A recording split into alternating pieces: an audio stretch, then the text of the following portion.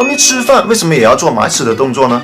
它拉屎的时候要做埋屎的动作很好理解哦，之前视频说过了，是为了掩盖气味，躲避天敌追踪。那吃饭的时候做这个动作是什么意思呢？